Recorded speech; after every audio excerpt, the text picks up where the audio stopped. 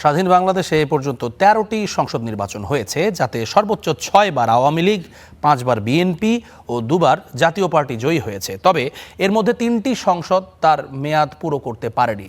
এই ৩টিতেও ছিল আওয়ামী লীগ, বিএনপি ও জাতীয় পার্টি।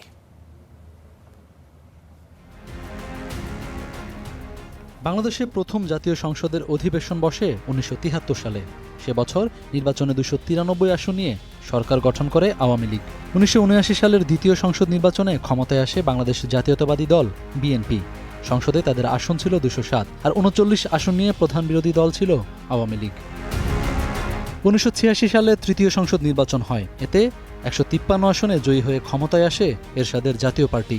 সেই সংসদেও প্রধান বিরোধী দল ছিল আওয়ামী লীগ। তাদের আসন ছিল ৭৬। ১৯৮৮ সালে চতুর্থ সংসদও ছিল জাতীয় পার্টির নিয়ন্ত্রণে।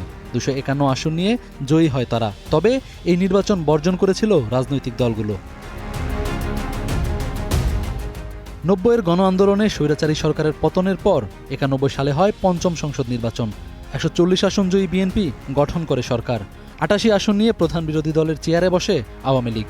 ১৯৯৬ সালের ষষ্ঠ সংসদ নির্বাচনে ২৭৮ আসন পেয়ে সরকার গঠন করে বিএনপি। তবে রাজনৈতিক দলগুলোর বয়কটের সেই সংসদ বেশি দিন টেকেনি। ওই বছরই জুনে সপ্তম সংসদ নির্বাচনে ১৪৬ আসন নিয়ে সরকার গঠন করে আওয়ামী লীগ। ১১৬ আসন পেয়ে বিরোধী দল হয় বিএনপি। ২০০১ সালের অষ্টম সংসদ নির্বাচনে আবারও ক্ষমতায় ফেরে বিএনপি। ২/৩ আসনে জয়ী হয় তাদের নেতৃত্বাধীন ৪ দলীয় জোট। বিরোধী দলের চেয়ারে বসা আওয়ামী লীগ পেয়েছিল ৬২ আসন।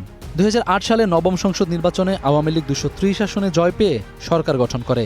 ৩০ আসন নিয়ে বিএনপি হয় প্রধান বিরোধী দল। এরপর দশম, একাদশ ও দ্বাদশ সংসদে জয়ী হয়ে টানা ৩ বার সরকার গঠন করে আওয়ামী লীগ। যদিও এসব নির্বাচন নিয়ে বেশ বিতর্ক রয়েছে। ২৪-এর গণ অভ্যুত্থানে সাবেক প্রধানমন্ত্রী শেখ হাসিনা ভারতে পালিয়ে গেলে ভেঙে দেওয়া হয় দ্বাদশ জাতীয় সংসদ। ক্ষমতা নেয় অন্তর্বর্তী সরকার। তাদের অধীনে ১৮ মাস পর অনুষ্ঠিত হয় ত্রয়োদশ জাতীয় সংসদ নির্বাচন, যাতে ২/৩ আসনে জয়ী হয়ে ক্ষমতায় বসে বিএনপি। ৭৮ আসন নিয়ে বিরোধী দলের চেয়ারে বসেছে জামায়াত নেতৃত্বাধীন ১১ দলীয় জোট। আহমেদ রবি, স্টার নিউজ, ঢাকা।